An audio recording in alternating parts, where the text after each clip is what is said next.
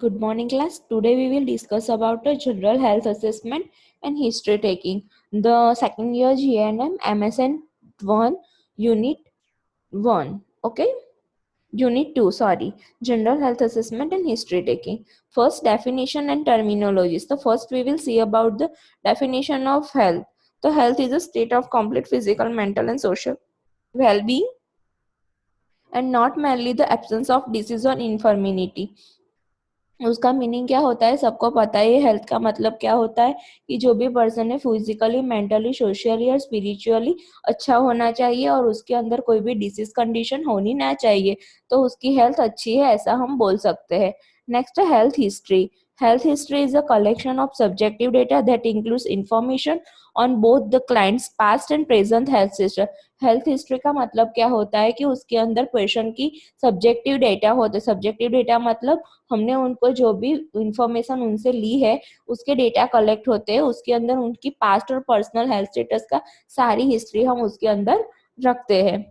Next है physical examination. Physical examination provides objective data for identifying problems and making diagnosis. Objective data, objective data का मतलब क्या होता है, हमने जो ऑब्जर्व किया है उसको हम ऑब्जेक्टिव डेटा बोलते हैं। तो फिजिकल एग्जामिनेशंस में क्या होता है, जो भी एग्जामिनेशन ऑब्जेक्टिव डेटा हमें प्रोवाइड होता है उससे हमें पता चल सकता है कि उसके अंदर उसका क्या प्रॉब्लम है और उसको कौन सा डायग्नोसिस हो सकता है, ऐसा हम डिस्क्राइब कर सकते हैं। Okay, next we will discuss about the assessment. What is the meaning of assessment? It is a systemic and deliberate process of gathering the information regarding client's health. तो एक सिस्टमिक प्रोसेस है, उसमें क्या होता है, क्लाइंट्स की जो भी हेल्थ के रिगार्डिंग इंफॉर्मेशन है वो हम गैदर करते हैं। नेक्स्ट है inspection. It is one method of physical examination which involves a visual examination of the body. तो इंस्पेक्शन में हम क्या करते हैं, सिर्फ पर्सन की जो भी बॉडी होती है उसको हम विजुअलाइज करते हैं, उस मेथड को हम इंस्पेक्शन बोलते हैं। नेक्स्ट है palpation. It is the use of tactile sensation for identifying the characteristics of skin and superficial tissues. Palpation में हम क्या करते हैं, उसकी बॉडी का टैक्टाइल सेंसेशन देते हैं और हमको स्किन पर पता चल सकता है, स्किन और सुपरफिशियल टिश्यूज पे, ताकि हमको पता चल सके कि उनके कौन से प्रॉब्लम है। Next is percussion. It is a method of physical examination by tapping with the fingers on the body to determine the quality of sound. तो उसमें हम क्या करते हैं, अगर जहाँ पे हमारे बॉडी के बोन्स होते हैं वहां पे हम क्या कर सकते हैं, फिंगर से थोड़ा सा टैपिंग करके हमको पता चल सकता है कि उसका साउंड कैसा है, उससे हमें पता चल सकता है कि उसकी बॉडी कैसी है वो। Next, auscultation. It is a method of physical examination that involves listening the sounds with body either by ears or stethoscope. तो उसमें हम क्या करते हैं, बॉडी में जो भी साउंड्स होते हैं उसको हम हियर करते, सुनते हैं स्टेथोस्कोप की मदद से या तो ईयर्स की मदद से। These are the methods of physical examination: assessment, inspection, palpation, percussion and auscultation. Okay. Now we will see about the purpose of health assessment. Health assessment हमें किस लिए करना चाहिए, उसके मेन पर्पसेस क्या है। तो to obtain baseline data about the clients functional abilities. Clients की जो फंक्शनल एबिलिटीज है वो कौन से काम कर सकता है वो जानने के लिए हमें क्या करना पड़ता है, डेटा बेसलाइन डेटा है वो कलेक्ट करना पड़ता है। टू सप्लीमेंट, कन्फर्म और refute data obtain in the nursing history. हम जो नर्सिंग हिस्ट्री बनाते हैं उसके अंदर हमको जो भी इंफॉर्मेशन चाहिए उसके लिए भी हमें क्या करना पड़ता है, हेल्थ असेसमेंट करना पड़ता है। Next, to obtain data that will help establish nursing diagnosis and plans of care. जो नर्सिंग केयर प्लान बनाते हैं उसके अंदर डायग्नोसिस के लिए भी हमको क्या होता है, उसके डेटा और उसके हेल्थ असेसमेंट की जरूरत पड़ती है।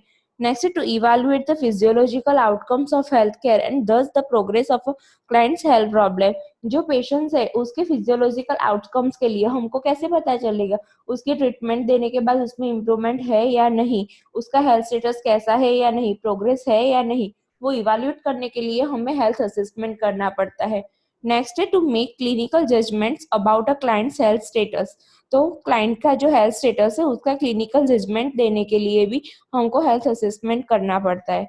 Next to identify areas for health promotion and disease prevention. Health का प्रमोशन और डिसीज को प्रिवेंट करने के लिए भी हमको क्या करना है, हेल्थ असेसमेंट करना पड़ता है। Next, types of assessment. There are four types of assessment: comprehensive health assessment, ongoing partial assessment, focus assessment, and emergency assessment. In first, we will see about the comprehensive health assessment. So it includes complete physical examination and health histories. Comprehensive assessment में क्या होता है, हम patients की पूरी physical examination और health history लेते हैं. उसके बाद ऑनगोइंग पार्शियल असेसमेंट, उसमें क्या होता है, is one that conduct at regular intervals during the care of the patients.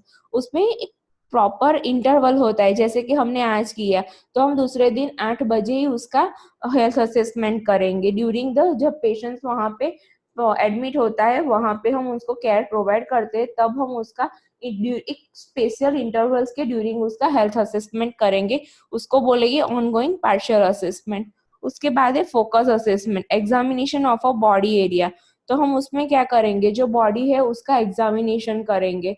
Next है emergency assessment, is a type of rapid assessment conducted to identify the potential fatal condition.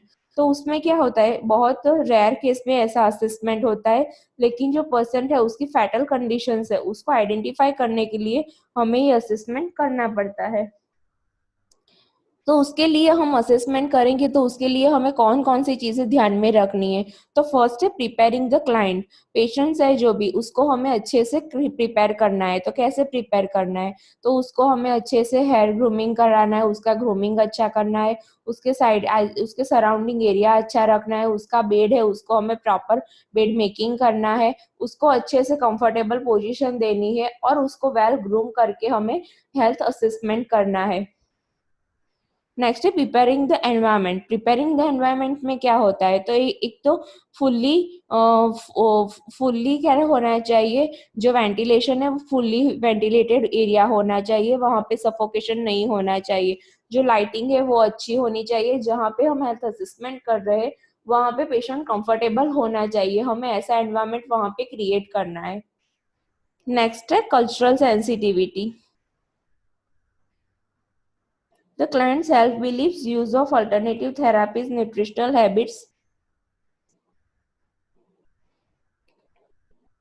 with family and comfort with the nurses, physical cleanliness during an examination must be considered. तो उसमें हमें क्या cultural sensitivity मतलब क्या है, किसी कोई person होगा तो उसको थोड़ी सी कल्चरल बिलीफ भी हो सकती है. उसको ऐसा होगा कि नहीं, हमारे में ऐसा नहीं होता, हमारे में ऐसा नहीं करने दे सकते. कभी कभी आपने देखा होगा कि कोई मुस्लिम पर्सन आएगा तो उसको वो उनके यहाँ पे बॉडी से बियर रखते हैं. अगर हम उनको वेल ग्रूम करेंगे तो उसकी बियर हमको क्या करनी पड़ेगी, सेव करनी पड़ेगी. लेकिन उनका कल्चरल बिलीफ होता है कि वो बियर है वो सेव नहीं करवाएंगे. तो हमें ऐसे बिलीफ्स का ध्यान रखना है. उसके कल्चरल बिलीफ को हर्ट नहीं होना चाहिए, ऐसा हमें हिस्ट्री टेकिंग और फिजिकल एग्जामिनेशन करते हैं तब ध्यान रखना होगा. these are the preparation for the history taking and physical examination. Okay, thank you class.